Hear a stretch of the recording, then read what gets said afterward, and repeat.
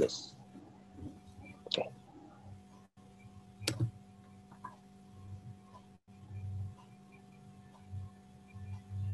Ayah ingin menciptakan tempat yang menyenangkan dan aman bagi anak-anak di Tokyo, tapi butuh keajaiban untuk mampu membeli sebuah rumah yang baru.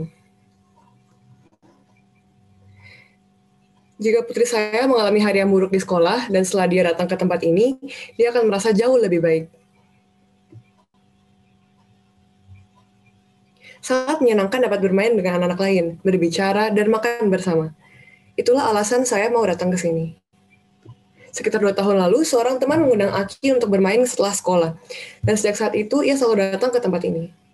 Sekarang, ayah membuka pintu bagi anak-anak di rumahnya setidaknya 2 kali dalam seminggu. Mereka bermain, berbicara, makan, dan belajar tentang Tuhan.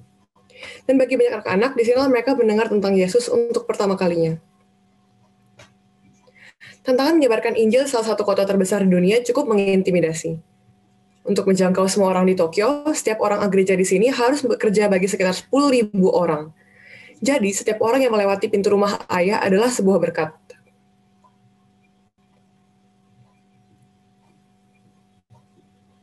Rumah tersebut terletak di sebelah taman yang indah, di mana anak-anak dapat bermain dan dengan mudah mengunjungi rumah ibu ayah.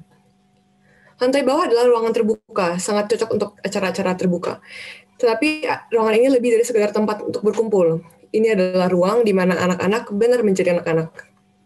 Mereka nyaman untuk membuka hati, dan ini adalah tempat di mana mereka tidak dihakimi atau dikritik karena berbagi masalah dan perasaan mereka.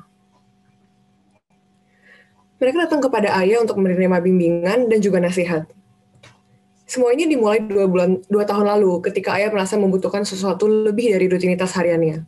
Dia mengunjungi perkumpulan bagi para ibu dan seseorang dalam kelompok itu merekomendasikan agar ayah dapat berkenalan dengan seorang wanita bernama Sachiko. Mereka pun lalu bersahabat. Sachiko membawa anak-anaknya ke rumah ibu ayah dan mereka menjadikannya sebagai suatu kegiatan rutin.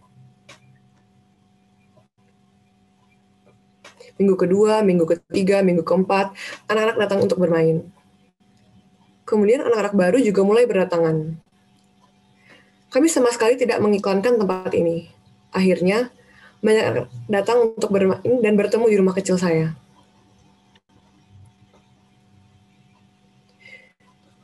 Setiap kali anak-anak bermain, Sachiko dan ayah menyampaikan suatu pelajaran dari Alkitab.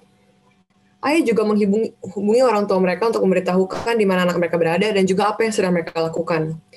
Sekitar 20 anak datang secara rutin dan mereka berdesakan di apartemen kecilnya. Banyak anak-anak yang dibully di sekolah dan merasa tidak nyaman di sekolah. Jadi ini adalah salah satu tempat dan waktu terpenting untuk minggu mereka. Meskipun suami ibu ayah bukan seorang Kristen, tapi ia melihat dampak positif bagi anak-anak tersebut. Sachiko dan ayah mulai menyewa aula warga 4 kali dalam sebulan, namun mereka ingin bertemu 2 kali lebih sering daripada jadwal tersebut. Jadi ayah berdoa agar Tuhan menyediakan tempat pertemuan yang baru. Dan juga berdoa untuk rumah baru karena kontrak apartemen sudah segera berakhir. Suatu hari dia berjalan melihat rumah yang sedang dijual, namun ayah pikir tidak mungkin untuk membeli karena perumahan di Tokyo itu sangatlah mahal.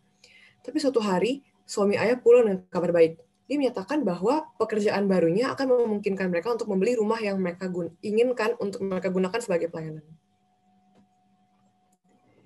Ini adalah suara Tuhan yang sedang berbicara kepada saya. Lokasinya bagus, uangnya sedang diurus, dan Tuhan menyediakan segalanya. Sejak saat itu, ayah mendedikasikan ruangan itu untuk melayani komunitasnya. Ia mengasihi keluarga yang berkumpul di rumahnya, dan dia tahu pekerjaan itu tidak akan berakhir sampai situ. Jutaan orang yang tinggal di Tokyo sebagian besar belum terjangkau. Tantangan lingkungan perkotaan yang sibuk ini menjadikannya sebuah prioritas untuk doa dan usaha ayah. Mari kita doakan agar orang-orang seperti ayah menemukan cara untuk terhubung dengan keluarga-keluarga di seluruh Tokyo. Terima kasih atas dukungan Anda untuk misi ini.